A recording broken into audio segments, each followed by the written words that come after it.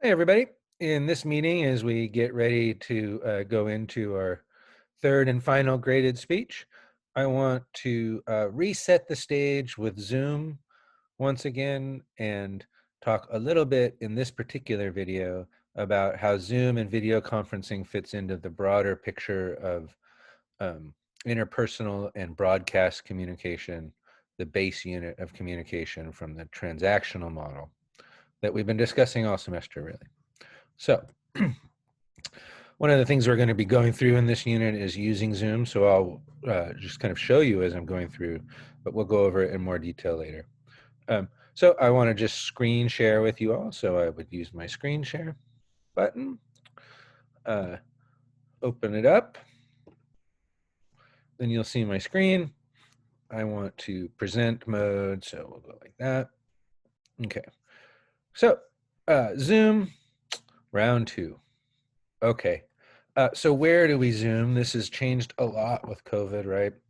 It used to be that video conferencing and applications like Zoom had very limited use in society. People used them a little bit. Some people used them a lot, but most people didn't use them at all.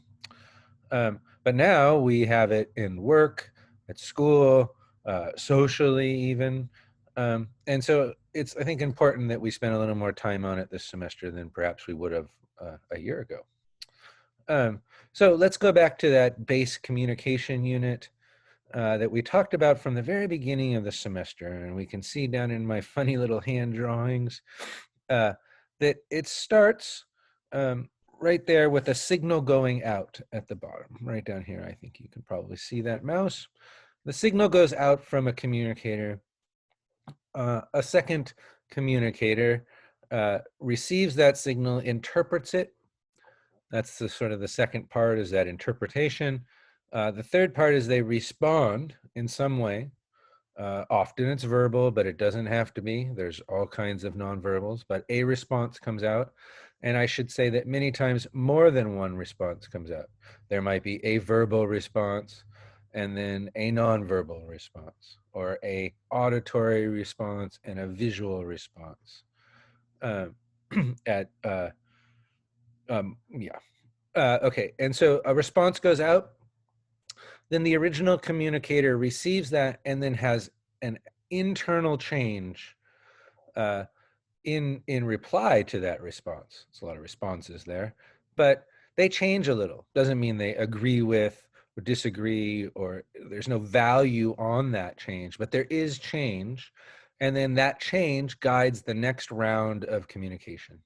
Okay, so that's the base communication unit again. It's very simple in one sense. There's only 4 steps. It's very complex, however, because these signals, these base communication signals, overlap and are simultaneous. Well, many of these signals are occurring and overlapping with each other at one time across a range of communication modes, basically across all of our senses: sight, sound, smell, etc. Okay.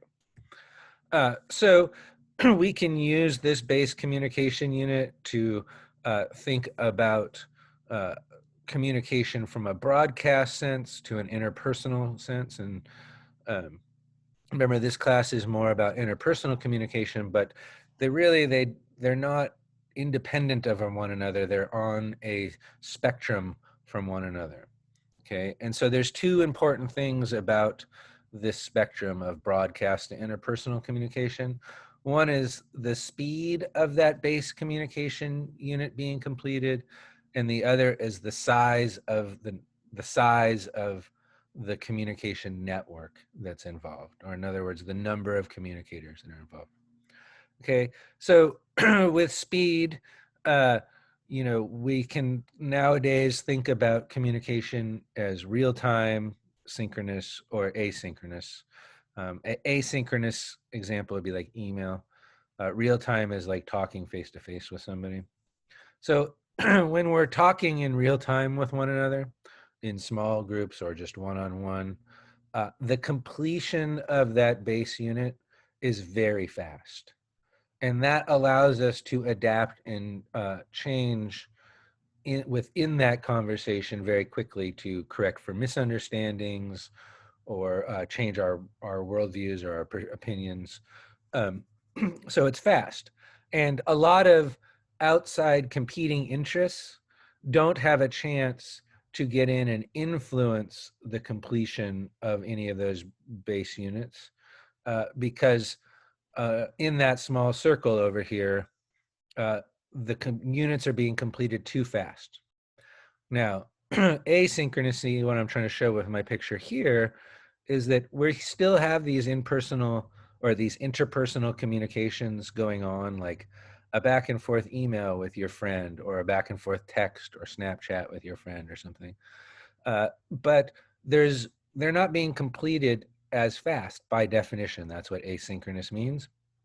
And so other sources of communication or other sources of information uh, fit in or slide in to the to influence a communicator's understanding of a conversation beyond what is just said in the conversation, if that makes sense.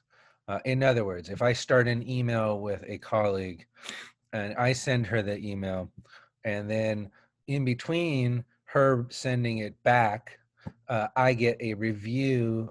I get a review from a paper that her and I wrote together, right? So I sent her an email asking her about the paper. Between then, I got a review from somebody else. She sends her response back. My understanding of the whole situation is now different. I interpret her response in light of the reviewer's paper as well as what she said. If we had just talked about that face to face, I would never have gotten that review in between sending the email and getting it back. And so that base unit would have been completed faster and without interruption. Okay, so that's why speed is important, despite the slow and cumbersome lecture that I'm giving you about it. Okay.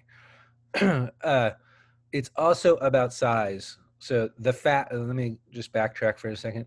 The faster the base unit is completed, the closer it sits to interpersonal communication on that spectrum. The slower, the more broadcast. Okay, that happens in combination with the size of the communicators involved. Now, typically our understanding of interpersonal communication comes around from face-to-face communication. And in that case, there's a limited size that we can talk back and forth among each other of 3 to 5 maybe, where one single conversation can happen. Well, I guess not one, 2 to 5. Uh, and there's a lot of back and forth and completions of the base unit happen very quickly when we're in those smaller groups, okay, traditionally. Then with the advent of things like the book, the printing press, and then the radio and television, we could send out a signal a single person can send it out to a lot of people. And then it would to a lot of people, but it would take a long time for us to get information back about it. And meanwhile, all those people that we sent it out to would talk about it interpersonally with fast completion units among themselves. And that is the more traditional view of broadcast communication. Big audience, slow completion of the base communication unit. Exactly. Okay. So let's add technology kind of into the mix of this, which is essentially what Zoom is doing. And what we do there is we add a whole nother communicator, the piece of technology between us and the message we're trying to get across with one another. Okay, so it necessarily forces us a little bit towards that broadcast model where we have more communicators involved. But it's pretty quick, and we can still have a lot of speed. The thing is there's an extra round of change that the communicators do, because whenever I'm interacting with you, say through Zoom, I'm interpreting what Zoom is doing as well as what you do when you email me back, or something in that sense, right? So we get this little round of the base communication unit with our technology. So it doesn't happen just with people. Okay. Um, so with Zoom, that interaction is that extra base communication unit can add clutter into conveying our meaning. And so what we want to do in this next week is really work on talking to Zoom so that that communication unit is completed quickly, and we can get more directly to our audience. There'll be more on that this week. And let's just see, final slide is the context that we use Zoom in a lot has changed. And so the settings have changed that we use it, and that changes the base units completion times for that. So the three main ones are, in our social life, at school, and at work. So we'll start with school. And in school, we're now using Zoom for things like classes, group meetings, presentation, and then teacher meetings. Okay, so that runs the range of what we used to consider broadcast all the way to interpersonal. Presentations being broadcast, teacher meetings being interpersonal. So Zoom is filling that whole spectrum right now. Same in our social life to a large extent, with like large concerts and events in that sort of broadcast mode, then to things like game nights with your family. So again, it's in our social life context, it's spanning that whole range of broadcast to interpersonal. And then also at work, with everything from small group meetings to big and large presentations or conferences. So that puts Zoom in a little bit of context.